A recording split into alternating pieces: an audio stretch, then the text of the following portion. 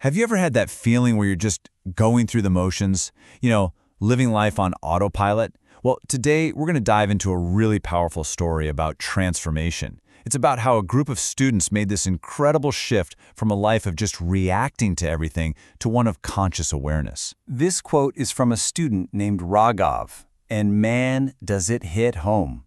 That feeling of being on autopilot, constantly reacting, always rushing, and having conversations that just feel, well, surface level. It's a trap that's so easy to fall into in our crazy, busy lives, right? So that's the big question, isn't it? How do you actually break that cycle? How do we go from just reacting to whatever life throws at us to consciously responding with some real intention and clarity? We're going to find out by following the journey these students took in what's called a Universal Human Values Workshop. To really appreciate just how big a deal this journey was for them, we have to see where they were coming from. Students like Kunal admitted he was pretty confused about all the big stuff. Happiness, success, what competition even means. That's the starting point. This state of confusion and autopilot is the backdrop for the amazing changes they were about to go through. Okay, so the first major shift for these students started with something absolutely fundamental to how we relate to each other: trust. It was all about moving from a default setting of doubt to a place of genuine understanding. So before all this, students like Nesh and Raghav said they were quick to doubt people, quick to judge their actions. But then, they had this total change in perspective. They started working with this core idea: what if everyone has the right intention, but they just lack the skill or competence to show it? This means learning to look past a clumsy action to see the good heart behind it. And Raghav shared this incredibly powerful story that just makes this idea click. He felt hurt when his dad didn't react to a certificate he'd earned. We've all been there, right? Where we judge the action. But then, by total chance, he overheard his dad telling someone else how proud he was. That right there is the difference between intention and competence. His dad's intention was pure love. His competence in showing it in that moment was just lacking. What a game-changing realization. So with this new foundation of trust, it led to another massive discovery, this time about happiness itself. The students started to see that happiness isn't something you go out and get, but it's actually a state you can build inside yourself. You can see the shift right here. Before the workshop, happiness was all tied up in external stuff: getting good grades, new gadgets, people liking you. It was always temporary, always conditional. Afterwards, they started describing happiness as this internal state of harmony, something you find in really simple, meaningful things like helping someone out or just spending real quality time with family. It's a huge move from chasing a thrill to finding a stable inner peace. Fuse gives us this perfect modern-day example. He contrasts two different feelings: that quick, shallow buzz from a social media like versus the deep, lasting peace he felt after genuinely helping someone. One feeling disappears in a second.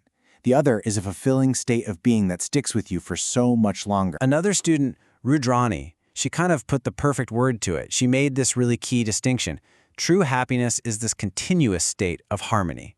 It's not the same thing as excitement, which, comes and goes and usually depends on something outside of you.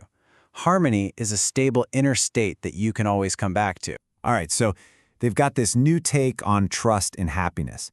The next domino to fall, their entire view on success and personal growth. They started to tear down this idea that life has to be one giant competition. I mean, this is a massive paradigm shift. So many of us are brought up to think that success means winning. It means you have to be better than somebody else.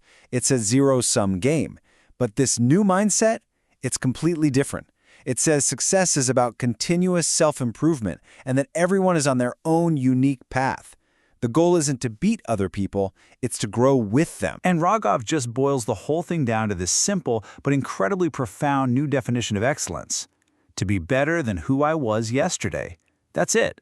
It completely shifts your focus from looking over your shoulder at everyone else to just looking at your own progress. And Kunal really drives this point home. He says it so clearly. The only real competition is with yourself. It's about measuring your own growth, looking at where you were in the past to see how far you've come. This just frees you from all that pressure and anxiety of constantly comparing your life to someone else's. Of course, having these big ideas is one thing, but putting them into practice every day, that's the real challenge. So let's see how these students actually committed to turning these insights into a whole new way of living. These insights didn't just stay up in their heads. They became a real, actionable plan. Students like Raghav, Nash, and Fuse all committed to a new set of daily practices. Things like taking time for self-reflection every day, communicating with trust and honesty, focusing on their own development, not comparing, and, this is a big one, living by their own inner compass, what they called natural acceptance, instead of just giving in to peer pressure. I think Raghav's summary of the whole experience is just perfect. He said it wasn't about being taught a list of values from a book. For him, and for so many of the others, it was a process of rediscovery. It was about reconnecting with a deeper, more intuitive part of themselves. The answers were already there. They just needed a little help uncovering them again. And that really brings it all back to us, doesn't it? For these students, the simple act of just pausing and reflecting was the little seed that started this whole transformation. So here's a question for you. If you actually took just 5 minutes today, away from the noise, away from the autopilot, what do you think you might discover? What might you find out about your own intentions, your own happiness, and your own unique path to excellence?